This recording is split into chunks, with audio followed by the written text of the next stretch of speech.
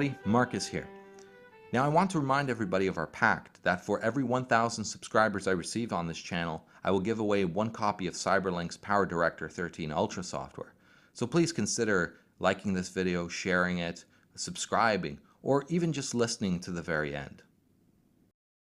In the last video, we explored the allegory of the divided line and then touched on how the allegory of the cave related to it. Also, we briefly discussed the allegory of the sun. When examining the divided line, we said that within the scope of each realm, there was a method that would be applied in order to make understandable the objects contained within that realm.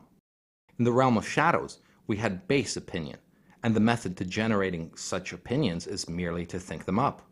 As these objects are ever changing, they could not be considered knowledge within the realm of shadows.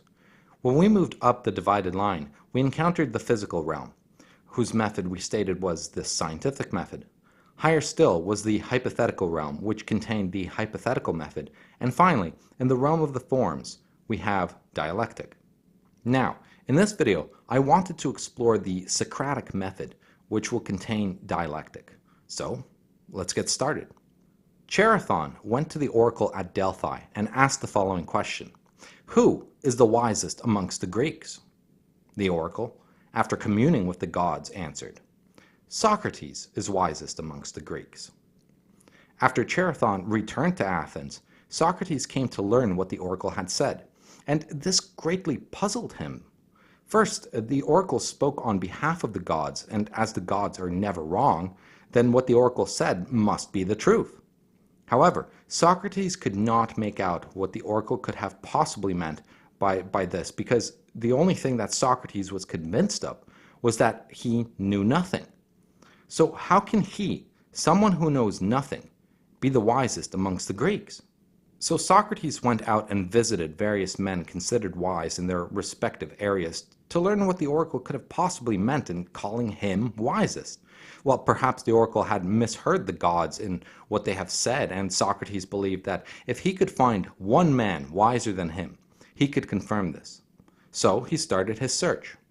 First, Socrates went to artists, who he believed surely would have knowledge of beauty. Upon hearing the accounts of beauty given by the artists, he found that they did not know what beauty actually was. He then proceeded to the politicians to learn what statesmanship was. To his dismay, once again, he found that, in fact, the politicians did not know what statesmanship is. To judges, he went in search of the knowledge of justice. He was disappointed yet again. And in this way, Socrates went from one man considered wise to other men considered wise, and each in turn did not possess knowledge of any sort. After spending some time contemplating what this meant, Socrates came to realize the meaning of the words uttered by the oracle. Socrates was wisest amongst the Greeks because, unlike all the other men considered wise, Socrates was the only one who was aware of his ignorance. All the other men thought they had knowledge, where in fact they did not. Several of the 36 dialogues written by Plato are the conversations that Socrates had with these various men. And what I hope to do in this video is to describe what transpired during these conversations. I'll do this in the context of the dialogue entitled Euthyphro. Now, most of the Platonic dialogues were titled after the name of the person to whom Socrates was talking to. So in this case, Socrates' interlocutor was named Euthyphro. Now, Euthyphro ran into Socrates while Socrates was sitting on the steps outside of the office of the magistrate in the Agora, the central marketplace of Athens. Socrates was there because he had himself been accused of impiety and corrupting the youth of Athens. And as it turns out, Socrates is later condemned to death and executed based on these accusations. Euthyphro was there to make a claim against his father. So apparently Euthyphro's father had a slave who killed another slave. When the father discovered the murder, he tied up the criminal and threw him into a ditch to wait there as a messenger was sent to the authorities for further instructions. Now, while waiting for the response, the tied-up slave died in that ditch.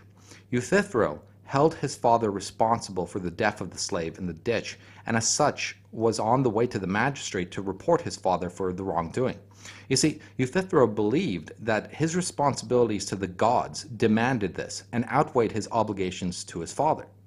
Upon hearing this, Socrates was astounded because such an act, to turn on one's own father, would be considered a great act of impiety. However, this young man was convinced he was correct in his actions, and this could only mean that Euthyphro had knowledge of piety to feel so justified in doing as he did. Now, for those who are not familiar with piety and impiety, feel free to think of a right and wrong instead. So to perform a pious act is to do the right thing, as it were, and to perform an impious act is to do the wrong thing. Okay, Socrates says to Euthyphro, "Good heavens, Euthyphro! And is your knowledge of religion and of things pious and impious so very exact that, supposing the circumstances to be as you state them, you are not afraid lest you too may be doing an impious thing in bringing an action against your father?" To this, Euthyphro responds, "The best of Euthyphro, and that which distinguishes him, Socrates, from other men, is his exact knowledge of all such matters." So, let us pause here for a moment and see if we can break down what has happened. You see, the conversation leading up to this exchange started out with a real-life situation that was relevant to the life of Euthyphro at that very moment. It was brought up because at some point earlier in the day, Euthyphro must have asked himself whether or not turning his father in is pious or impious. Euthyphro must have concluded that it was pious, and now when confronted by Socrates, Euthyphro makes an explicit claim to possessing knowledge of piety. Now, when someone makes a claim to possess knowledge of any sort, this gets Socrates very interested very quickly, as Socrates wants to learn knowledge for himself from anyone who possesses it. The knowledge of piety, however, is particularly of interest at that moment to Socrates because, well, he himself is being brought to trial on the accusation of impiety. So let me read to you a very short exchange between Socrates and Euthyphro that takes place at this point. Socrates: "And what is piety, and what is impiety?" Euthyphro: "Piety is doing as I am doing, that is to say, prosecuting anyone who is guilty of murder, sacrilege, or of any similar crime, whether he be your father or mother or whoever he may be. That makes no difference. And not to prosecute them is impiety. And please to consider, Socrates, what a notable proof I will give you of the truth of my words, a proof which I have given to others, of the principle, I mean, that the impious, whoever he may be, ought not to go unpunished. For do not men regard Zeus as the best and most righteous of the gods? And yet they admit that he bound his father Cronos because he wickedly devoured his sons, and that he too had punished his own father Uranus for a similar reason in a nameless manner. And yet when I proceed against my father, they are angry with me? So inconsistent are they in their way of talking when the gods are concerned and when I am concerned." Socrates: "May not this be the reason, Euthyphro, why I am charged with impiety, that I cannot away with those stories about the gods? And therefore I suppose that people think me wrong. But as you, who are well informed about them, approve of them, I cannot do better than assent to your superior wisdom. What else can I say, confessing as I do, that I know nothing about them? Tell me, for the love of Zeus, whether you really believe that they are true." Euthyphro: "Yes, Socrates, and things more wondrous still, of which the world is in ignorance." Socrates: "And do you really believe that the gods fought with one another, and had dire quarrels, battles, and the like, as the poets say, and as you may see represented in the works of the great artists? The temples are full of them, and notably the robe of Athena, which is carried up to the Acropolis at the great Panatheia, is embroidered with them. Are all these tales of the gods true, Euthyphro?" Euthyphro: "Yes, Socrates, and, as I was saying, I can tell you, if you would like to hear them, many other things about the gods which would quite amaze you." So there are a ton of really interesting things going on in this exchange between Socrates and Euthyphro. Firstly, Euthyphro's justification for believing that he possesses knowledge of what is pious and what is impious is grounded in his familiarity with the various myths concerning the gods. He also claims that his familiarity with these myths is much better than most, and as such he is more qualified than most to speak on the subject. Secondly, Euthyphro believes that these myths are true, and this is important. Next, something very subtle happened in this dialogue. The dialogue started out with a casual conversation between Euthyphro and Socrates about whether or not Euthyphro's action of acting against his father was pious. Now, Socrates, however, very quickly turned this question into the more generic question, What is piety? And this is subtle, but important.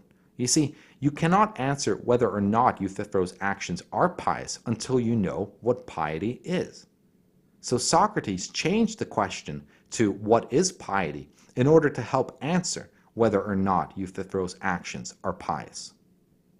Another thing that needs to be pointed out is how Euthyphro began to answer Socrates' question. When asked what the pious and impious is, Euthyphro answers by giving examples of pious and impious acts. He is attempting to give a definition by example. You see, Socrates does not believe that you can come to a definition by example, because to give an example of something pious presupposes knowledge of piety. Otherwise, how would one know what an example of piety is? Also, as you can never give examples of all pious and impious acts, you can never account for all the particulars. As such, definition by example is untenable. So with this said, we can immediately infer that Socrates has already figured out that Euthyphro actually has no knowledge of what piety is. For if he did, he would not attempt to give a definition by example. So the question then comes to mind, why does Socrates continue to question Euthyphro if he is aware that Euthyphro has no knowledge of piety? Well, this becomes very clear later on and is something critical in understanding Socrates and what he was actually up to. So the conversation between the two continues as follows.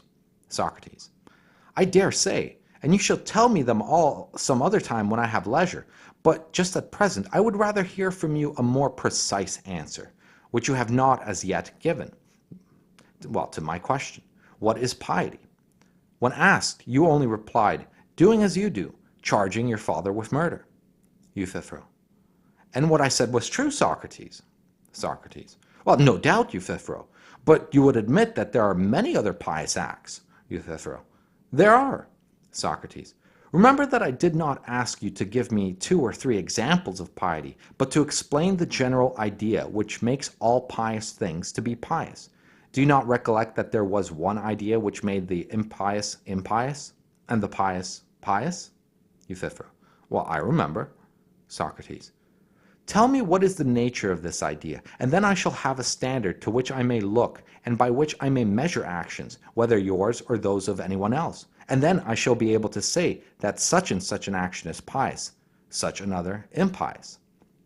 Euthyphro: I will tell you, if you like. Socrates: I should very much like. Euthyphro: Piety, then, is that which is dear to the gods, and impiety is that which is not dear to them. Socrates: Very good, Euthyphro. You have now given me the sort of answer which I wanted. But whether what you say is true or not, I cannot as yet tell, although I make no doubt that you will prove the truth of your words.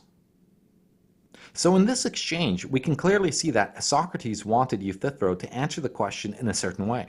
He wanted a definition of the pious and impious that is unitary and accounts for the plurality of the various examples one can give. He wants Euthyphro to give him an account of the form of piety. And like we said in the previous video, to know the form of a thing is to possess knowledge of a thing.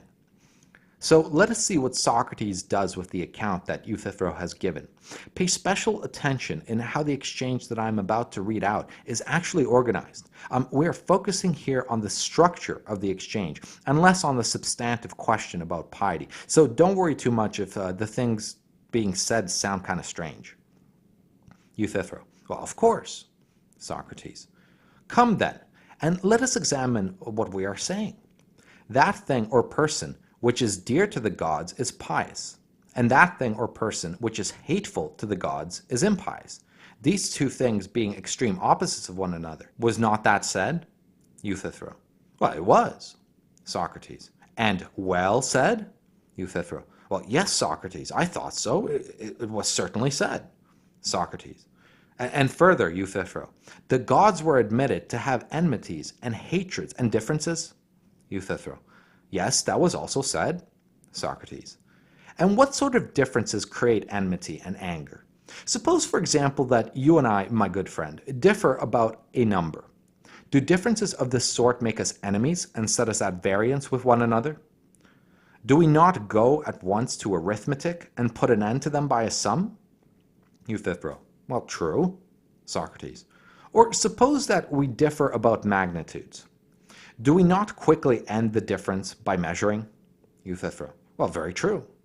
Socrates: and we end a controversy about heavy and light by resorting to a weighing machine? Euthyphro: well, to be sure. Socrates: but what differences are there which cannot be thus decided, and which therefore make us angry and set us at enmity with one another? I dare say the answer does not occur to you at the moment, and therefore I will suggest that these enmities arise when the matters of difference are the just and unjust, good and evil, honorable and dishonorable. Are not these the points about which men differ, and about which, when we are unable satisfactorily to decide our differences, you and I and all of us quarrel, when we do quarrel? Euthyphro: yes, Socrates, the nature of the differences about which we quarrel is such as you describe. Socrates: and the quarrels of the gods, noble Euthyphro, when they occur, are of a like nature? Euthyphro: well, certainly they are. Socrates: they have differences of opinion, as you say, about good and evil, just and unjust, honorable and dishonorable. There would have been no quarrels amongst them if there had been no such differences, would there now? Euthyphro: well, you're quite right. Socrates: does not every man love that which he deems noble and just and good, and hate the opposite of them? Euthyphro: well, very true. Socrates: but, as you say, people regard the same things, some as just and others as unjust. About these they dispute, and so there arise wars and fightings amongst them. Euthyphro: well, very true. Socrates: then the same things are hated by the gods and loved by the gods, and are both hateful and dear to them? Euthyphro: well, true. Socrates: and upon this view the same things, Euthyphro, will be pious and also impious? Euthyphro: well, I suppose. Socrates: then, my friend, I remark with surprise that you have not answered the question which I asked. For I certainly did not ask you to tell me what action is both pious and impious, but now it would seem that what is loved by the gods is also hated by them. And therefore, Euthyphro, in thus chastising your father, you may very likely be doing what is agreeable to Zeus, but disagreeable to Cronos or Uranus, and what is acceptable to Hephaestus, but unacceptable to Hera. And there may be other gods who have similar difference of opinion. So, let us sum up everything that has happened so far. 1. Euthyphro made a claim to possessing knowledge of piety, and Socrates wanted Euthyphro to teach him this knowledge. 2. Euthyphro begins to answer by telling Socrates examples of pious and impious acts, and then proceeds to tell Socrates that Euthyphro's authority to having knowledge of piety comes from familiarity with the myths of the gods. Socrates was not satisfied with this approach, so he asks Euthyphro to answer the question as a unity. 3. Euthyphro gives the definition of piety as, piety, then, is that which is dear to the gods, and impiety that which is not dear to them. Socrates approves of the format of the answer, and then proceeds to question Euthyphro in exploring the truth of the answer. So, Socrates becomes the questioner, and Euthyphro becomes the one who answers the questions. This is the core of the structure of Socratic inquiry: question and answer. Next, did you notice that for every question that Socrates asked Euthyphro, Socrates was looking for Euthyphro to agree to the statement? See, this is very important. You see, at no stage in the question and answer session did Socrates introduce a single premise of his own. Socrates operated completely within Euthyphro's belief system. In fact, because Euthyphro considered his authority on piety being based on myths about the gods, Socrates started with those very myths. It was absolutely crucial to the argument that Socrates always operated within the belief system that Euthyphro had, regardless of what Socrates himself may or may not believe. Also, it was crucial that Euthyphro agree to every statement that Socrates made. If Euthyphro did not agree with any of the statements, Socrates would have not attempted to convince Euthyphro of it. No. Socrates would have retracted the statement and changed the argument around so it only worked with things that Euthyphro already believed to be true. Finally, what ended up happening is that the definition that Euthyphro gave Socrates ended up being wrong, for it turned out that one god may hold something to be dear, while another god would scorn that very same thing.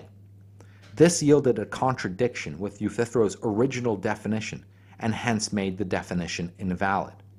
Now, this approach of starting with your interlocutor's definition, then questioning them by introducing statements that the interlocutor agrees to and ending up in a contradiction, is a method of refutation called elenchus. What we did not see in the exchange between the two is any attempt on the part of Socrates to convince Euthyphro that he was wrong, nor did we see Socrates try to impose his own definition of piety onto Euthyphro. The elenchus is meant to operate within the belief system of the interlocutor. It shows that the interlocutor's beliefs are in contradiction with one another. If this is done correctly, the interlocutor cannot argue that he was misrepresented, and he cannot simply claim to disagree, because everything that had been stated previously were things he believed to be true and explicitly agreed were true. Now, the definition that Euthyphro gave Socrates, being piety then is that which is dear to the gods, was one of a few definitions that Euthyphro gives in this dialogue. The other accounts that Euthyphro gives meet with the same fate as the first. They're subjected to elenchus and are found to be in contradiction. After the last definition Euthyphro gives is found in contradiction, the last few lines of the dialogue go as follows. Socrates: "Then we must begin again and ask, what is piety? That is an inquiry which I shall never be weary of pursuing as far as in me lies, and I entreat you not to scorn me, but to apply your mind to the utmost and tell me the truth. For if any man knows, you are he, and therefore I must detain you like Proteus until you tell. If you had not certainly known the nature of piety and impiety, I am confident that you would never, on behalf of a serf, have charged your aged father with murder. You would not have run such a risk of doing wrong in the sight of the gods, and you would have too much respect for the opinions of men. I am sure, therefore, that you know the nature of piety and impiety. Speak out then, my dear Euthyphro, and do not hide your knowledge." Euthyphro: "Another time, Socrates, for I am in a hurry, and I must go now." Socrates: "Alas, my companion, and will you leave me in despair? I was hoping that you would instruct me in the nature of piety and impiety, and then I might have cleared myself of Meletus and his indictment. I would have told him that I had been enlightened by Euthyphro, and had given up rash innovations and speculations in which I indulged only through ignorance, and that now I am about to lead a better life." So Socrates yet again asks Euthyphro for an account of piety, but Euthyphro gives up in frustration and runs off somewhere. There are a few points to note here. Euthyphro does not end up going to the magistrate to report his father, as was his intention before running into Socrates. It is implied that he runs off somewhere else. Secondly, the dialogue ends with several failed attempts at giving an account of piety. See, neither Euthyphro nor the reader is given an answer to what piety is. What did happen, however, is that Euthyphro was shaken up by this conversation. He was thrown into a state of aporia, a state in which he has completely begun to doubt his own belief that he possesses knowledge of piety. See, this is why Euthyphro did not go see the magistrate. He was no longer convinced it was the pious thing to do. No, Euthyphro lost his conviction in thinking he knows. The reader of the dialogue is also thrown into a state of aporia, as each of the accounts of piety given in this dialogue are what most people of the time would have considered to be correct accounts of piety. You see, the reason that Socrates did not stop questioning Euthyphro earlier in the dialogue, when I pointed out that Socrates already knew that Euthyphro had no knowledge of piety, was because Socrates was trying to elevate Euthyphro up the divided line. Socrates had to dispel in Euthyphro the opinions, the myths of the gods, the shadows that up to that point Euthyphro considered valid criteria for knowledge. You see, when someone is convinced they have knowledge on a subject, they are not inclined to go looking for that knowledge. By throwing Euthyphro and the reader into aporia, Socrates has freed us from our delusions and makes us aware of our own ignorance. And when we become aware of our own ignorance, we won't go around making decisions as if we possess knowledge. We won't go around telling people we have knowledge, and we are inclined to resume the search for knowledge. We are beckoned to look for truth once again. We stop being those wise men who think they know where they really do not, and become more like Socrates, aware of our own ignorance and continuously searching. See, Socrates does not preach or insult. He does not appeal to emotion. He does not try to convince or sway. He does not try to impose his own views on you. No. All he does is takes what you already believe in, puts a mirror to it, and shows you what it looks like. And it looks like incoherent nonsense. This is the power of Plato's dialogues. They each deal with a subject dear to our hearts, take the most common beliefs people have about the subject, and then these beliefs are explored to their logical consequences. These styles of dialogues are referred to as the aporetic dialogues because they always end in aporia. Not all of Plato's dialogues are aporetic, but many are. So one more time, let us review what happened in an aporetic dialogue. 1. A claim to knowledge is made. 2. The interlocutor puts forward a definition. 3. Question and answer ensues only using premises that the interlocutor agrees to. 4. Elenchus is executed, which finds the definition in contradiction. 5. Aporia is reached. Now, you might be asking yourself, this is all well and good, but it does not show us how we can come to knowledge. It only shows us how to find contradictions in our accounts. Well, yes, you are correct. This method is destructive and not constructive. However, it can be extended slightly in order to become constructive. You see, when you reach a contradiction, one of two things may happen. The contradiction may be there because your account is so fundamentally flawed that it cannot be recovered, or the contradiction emerged because though the account seems to work most of the time, there seems to be exceptions to the account. In the first case, where the account is fundamentally flawed, you will need to start from scratch. However, in the second case, what you need to do is attempt to refine your account to accommodate the exception. Once you have formulated your refined account, apply the elenchus again. Your refined account is now subject to two possible outcomes. In the first case, you find an exception yet again. If this happens, you refine your account once again and repeat the process. If you cannot accommodate the exception, your account is irrecoverable and you need to start from scratch. In the second case, you do not find an exception. If your account can be subjected to elenchus and no contradiction or exception is found, you have on your hands as true an account as this method will allow. You can see Socrates employing this dialectic in other dialogues like the Theaetetus, which, surprise, surprise, is named after a guy named Theaetetus to whom Socrates talks to about the form of knowledge. So in this video, we've explored the method associated with dialectic, the method used to come to accounting for objects in the realm of the forms. In the next video of the series, I will explore the hypothetical method.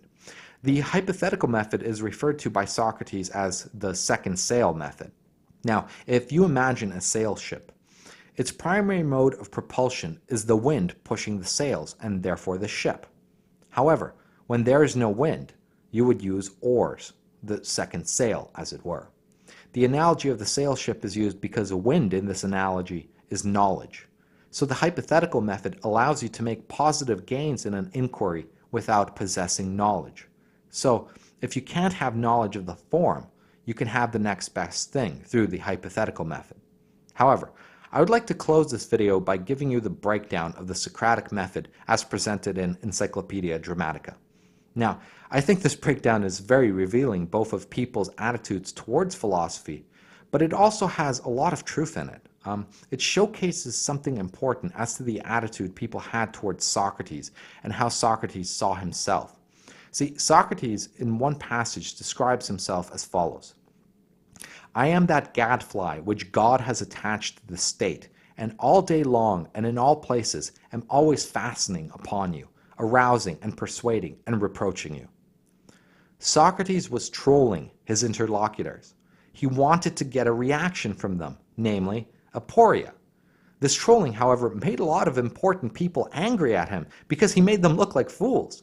This was a large contributing factor to the false allegations of impiety that were lodged against him, which inevitably ended in his execution.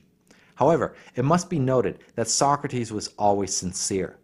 Though he was trolling, it was for the benefit of those he trolled, to move them up the divided line. However, this trolling makes the dialogues, incredibly amusing to read because the sarcasm is laid on pretty thick, though sincere. As we saw in the last statement Socrates made to Euthyphro, alas, my companion, and will you leave me in despair? I was hoping that you would instruct me in the nature of piety and impiety, and then I might have cleared myself of Meletus and his indictment.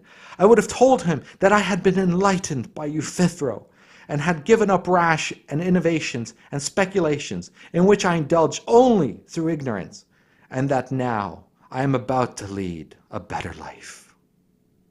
Okay, so Encyclopedia Dramatica describes the steps of the Socratic method as follows. 1.